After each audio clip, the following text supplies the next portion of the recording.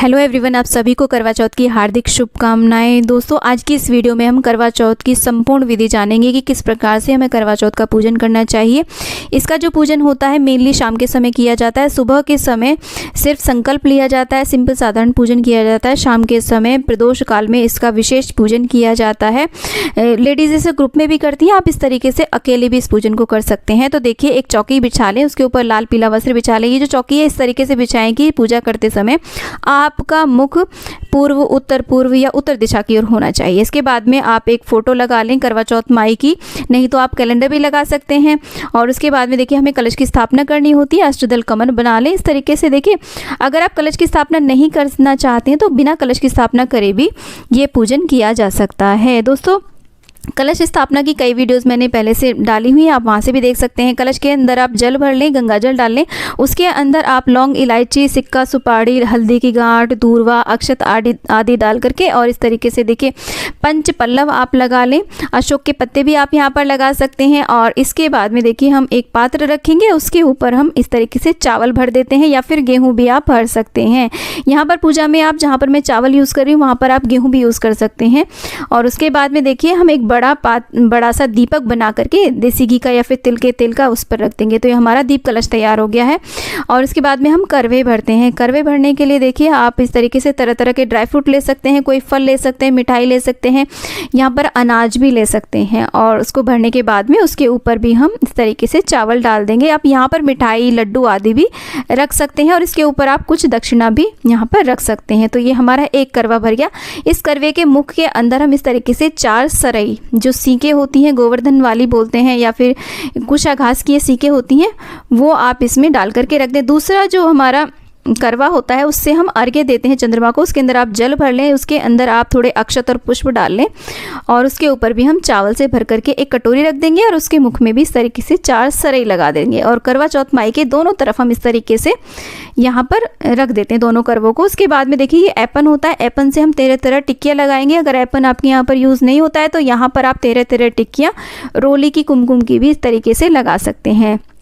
तो दोस्तों, ये सुहागिन स्त्रियां अपने पति की लंबी आयु के लिए इस व्रत पूजन को करती हैं। उनके जीवन में आए हुए सभी संकटों को समाप्त करने के लिए इस पूजन को करती हैं। सर्वप्रथम द्रौपदी ने अर्जुन के लिए इस व्रत को किया था। और जिन लड़कियों की सगाई आदि हो जाती है ना, तो वो भी इस व्रत पूजन को कर लेती हैं। इस तरीके से देखिए, ऐपन से हमने सभी को टिक्की दिया अच्छी प्रकार से, बहुत ही शुभ माना जाता है। तो 13 टिक्कियाँ हमें रखनी होती हैं। इसके बाद में एक पान के पत्ते के ऊपर हम गौरी, गणेश और शिव जी की स्थापना करेंगे। जो हम करवा चौथ माई की फ़ोटो लेते हैं उनमें ये तीनों स्थापित होते हैं। अगर आप इनकी अलग से स्थापना नहीं करना चाहते हैं तो आप वहीं पर इन्हें पूज सकते हैं, वहीं पर इनका पूजन कर सकते हैं। परंतु मैं पूरे विधि विधान से इन्हें स्नान कराऊंगी पंचामृत से, इसलिए मैं इनकी स्थापना अलग से कर रही हूँ।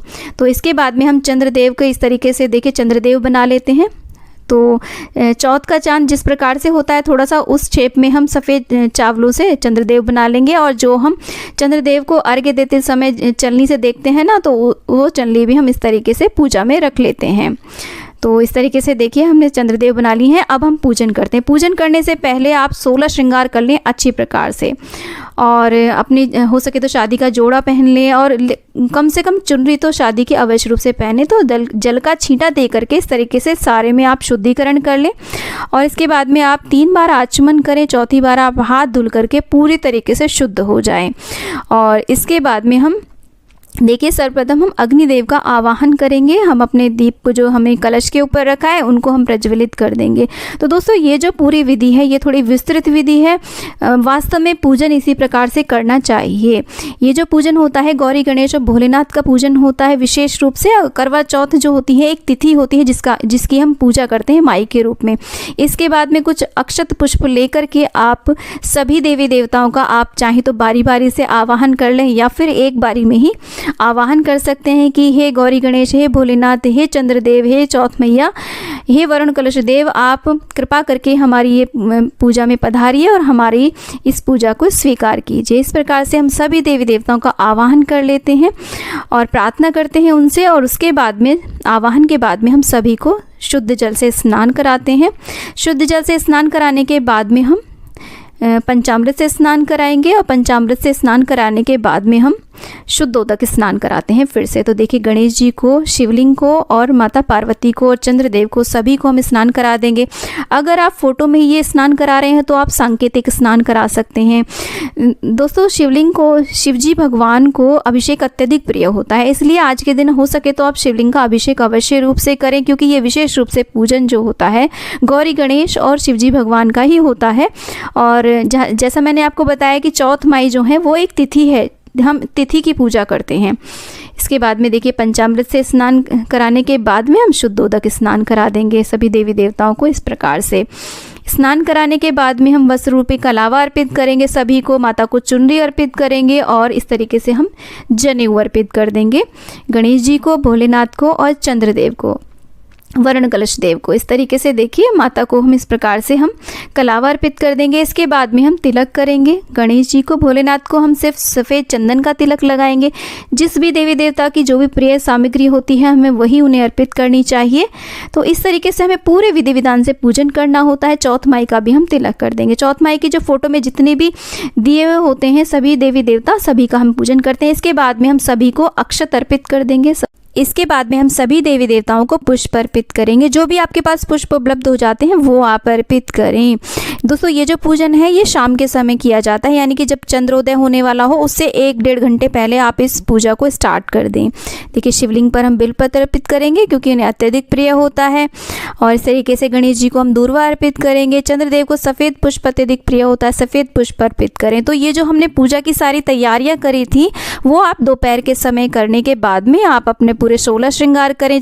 हो सके नए वस्त्र पहन सकते हैं तो नए पहने, नहीं तो आप अपनी शादी का जोड़ा पहन सकते हैं। शादी की चुनरी तो आपको अवश्य रूप से ओढ़नी चाहिए। और इसके बाद में हम देखिए श्रृंगार की सामग्री अर्पित कर देंगे। माता रानी को चुनरी उड़ा देंगे इस तरीके से। और जो भी बिंदी आदि ली है ना उसमें से एक बिंदी माता रानी को आप अवश्य रूप से लगा दें। जो भी आपने महावर लिया है पहले माता रानी को अर्पित करें, उसके बाद में आप अपने स्वयं के पैरों में लगा दें। घर में कोई भी और सुहागन स्त्रियां हो तो उनके पैरों में भी आप लगा दें। महावर आदि आप सुबह के टाइम भी माता रानी को अर्पित करने के बाद में सुबह भी लगा सकते हैं।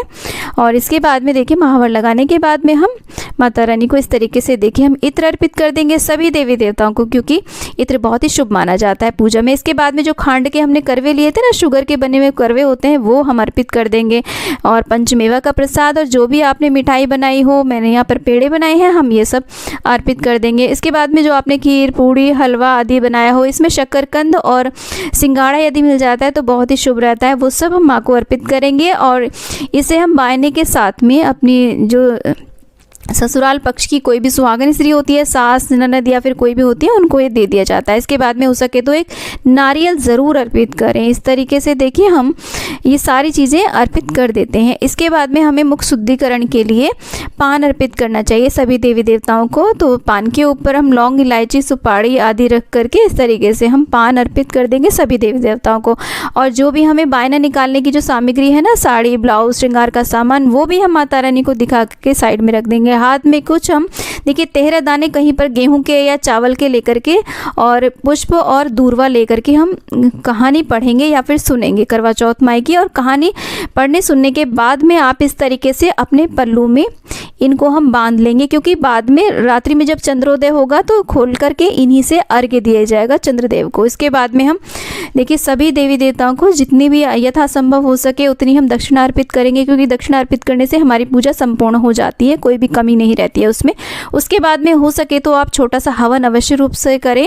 इसमें आप भोलेनाथ के नाम से, गणेश जी के नाम से, माता गौरी के नाम से, इस प्रकार से करवा चौथ माई के नाम से इस तरीके से आप आहुतियाँ दें तो बहुत ही शुभ रहता है। जो भी भोग सामग्री आपने बनाई है वो इसमें ज़रूर से आप अर्पित कर दें। तो इस तरीके से आप छोटा सा हवन भी अवश्य रूप से करें। इसके बाद में हम सभी देवी देवताओं की आरती करेंगे। इस तरीके से देखिए आप करवा चौथ माई की आरती करें, गणेश जी की आरती करें, भोलेनाथ की, माता गौरी की, सभी की आप आरती करें, प्रार्थना करें, क्षमा याचना करें। और माता रानी से अगर कोई गलती हो गई हो तो उसके लिए क्षमा याचना कर लें। और अपने पति की लंबी आयु के लिए, उनके सुखी समृद्ध जीवन के लिए, उनके जीवन की सफलता के लिए माता रानी से प्रार्थना करें। तो माता रानी सदैव आप सभी का सौभाग्य बनाए रखे।